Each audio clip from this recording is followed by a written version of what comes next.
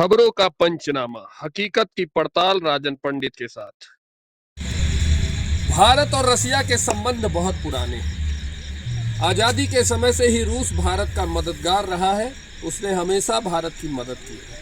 लेकिन वर्तमान समय में जब ट्रंप दुनिया के देशों के साथ साथ भारत और रूस पर भी कड़ा टैरिफ लगाने के प्लान में है, तो भारत और रूस का प्लान क्या है? भारत ने रूस के लिए ऐसा क्या किया है कि रूस यह कह रहा है कि तुम मेरे दोस्त नहीं, मेरे भाई हो? आइए समझते हैं ये पूरा मामला इस वीडियो में। पूरी दुनिया जब रूस पर प्रतिबंधों की तलवारें चला रही थी, तब एक देश था जो चुपचाप लेकिन मजबूती से रूस के साथ खड़ा था, भारत। लेकिन अब हालात ने ऐसी करवट ली है कि खुद रूस भी हैरान है, क्योंकि भारत ने रूस के हाथों में एक ऐसा प्रोजेक्ट थमा दिया है जिसे देखकर पुतिन की जुबान से खुद ये शब्द निकलेंगे, भारत दोस्त नहीं भाई है। ये कोई आम डील नहीं, ये एक ऐसा रहस्य है जिसकी खबर जब अमेरिका से लेकर यूरोप और अरब देशों तक पहुंची तो सबके होश उड़ गए। कोई समझ नहीं पा रहा कि आखिर भारत ने रूस को ऐसा क्या दे दिया है जो तेल के दामों से भी बड़ा है, जो रणनीति से भी ऊपर है और जिससे रूस की अर्थव्यवस्था में एक नई सांस दौड़ गई है। ये फैसला सिर्फ व्यापार का नहीं था, ये फैसला उस रिश्ते का था जो बॉर्डर नहीं देखता, जो राजनीति से ऊपर है और जो वक्त आने पर सब कुछ कुर्बान करने को तैयार होता है। दोस्तों, आज जो आप जानने जा रहे हैं वो खबर नहीं, भारत रूस रिश्ते के इतिहास में लिखा गया नया अध्याय है। तो चलिए खोलते हैं उस राज का ताला, जिसे सुनकर दुश्मनों के दिल दहलेंगे और रूस के दिल से निकलेगी एक ही पुकार, भारत तू मेरा सच्चा भाई है। वीडियो में लास्ट तक बने रहिए। लेकिन वीडियो में आगे जाने से पहले अगर आप भी रूस को दोस्त नहीं भाई मानते हैं तो वीडियो को लाइक करके कमेंट बॉक्स में जय हिंद जरूर लिखें। दोस्तों, जब दुनिया भर के देश रूस से दूरी बना रहे थे, भारत ने एक ऐसा साहसिक कदम उठाया जिसने न केवल वैश्विक रणनीतिक समीकरणों को हिला दिया, बल्कि यह भी साबित कर दिया कि भारत रूस का सिर्फ व्यापारिक साझेदार नहीं बल्कि असली भाई है। हर साल भारत करीब 15,000 करोड़ रुपए का नेफ्था इंपोर्ट करता है, जो एक अत्यंत महत्वपूर्ण पेट्रोकेमिकल प्रोडक्ट है। नेफ्था एक ज्वलनशील तरल हाइड्रोकार्बन मिश्रण होता है जिसका उपयोग defence industry, power plants, textile, plastic और केमिकल मैन्युफैक्चरिंग जैसे रणनीतिक क्षेत्रों में किया जाता है। यह न केवल ऊर्जा उत्पादन में सहायक होता है बल्कि इससे कई प्रकार के इंडस्ट्रियल कंपोनेंट्स और केमिकल उत्पाद भी तैयार किए जाते हैं।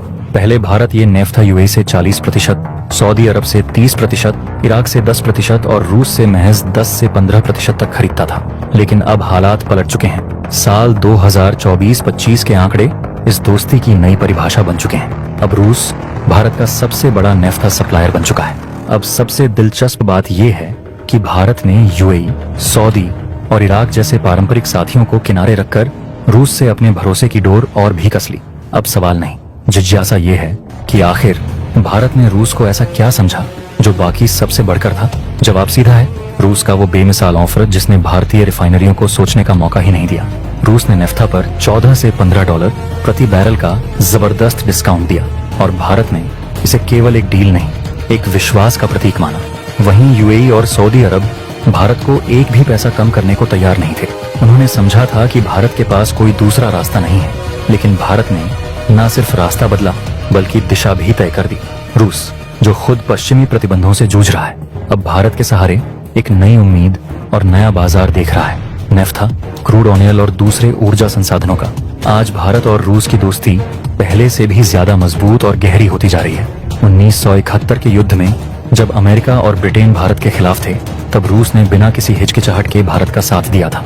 उसने यूएनएससी में वीटो पावर का इस्तेमाल किया, S-400 जैसे आधुनिक हथियार और परमाणु पनडुब्बी जैसी खास किस्म की मशीनें भारत को दी।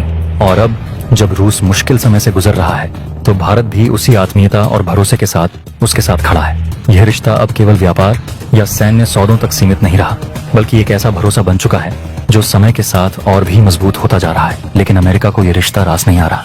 अमेरिका चाहता है कि भारत इंडो पैसिफिक में चीन के खिलाफ उसके साथ खड़ा हो, लेकिन भारत रूस की बढ़ती नजदीकियां उसकी रणनीति को असहज कर रही हैं। अमेरिका को डर है कि भारत अगर रूस के करीब गया तो इंडो पैसिफिक नीति विफल हो सकती है। अमेरिका ने रूस पर प्रतिबंधों की बौछार की, खासकर तेल गैस सेक्टर में, ताकि रूस की अर्थव्यवस्था कमजोर हो और वह यूक्रेन युद्ध लंबा न खींच सके। लेकिन भारत और चीन ने रूस से सस्ते दाम पर तेल खरीदा, जिससे रूस को वो चोट नहीं पहुंची जिसकी उम्मीद अमेरिका को थी। साल 2023-24 में भारत रूस से रोजाना 1.5 मिलियन बैरल तेल खरीद रहा था, जिससे रूस को करीब $50 बिलियन की कमाई हुई। अब अमेरिका डर रहा है कि कहीं भारत पूरी तरह रूस की ऊर्जा पर निर्भर न हो जाए, क्योंकि अगर ऐसा हुआ तो भारत पर उसका दबाव कम हो जाएगा। अमेरिका चाहता है कि भारत उसके F-30-35 जैसे आधुनिक हथियार खरीदे, लेकिन भारत आज भी रूस के पुराने लेकिन भरोसेमंद हथियारों पर टिका हुआ है। भारत की 60 से 70% रक्षा जरूरतें आज भी रूस से पूरी होती हैं, चाहे फाइटर जेट हो, टैंक हो, मिसाइल सिस्टम हो या पनडुब्बियां। तो क्या भारत को रूस के साथ रिश्ते और मजबूत करने चाहिए, या फिर अमेरिका और यूरोप को नाराज न करते हुए संतुलन बनाए रखना चाहिए? आर्थिक लिहाज से देखें तो रूस ने भारत को ऐसा सस्ता तेल और नेफ्ता दिया है कि भारत ने अरब देशों से नाता तोड़ लिया है।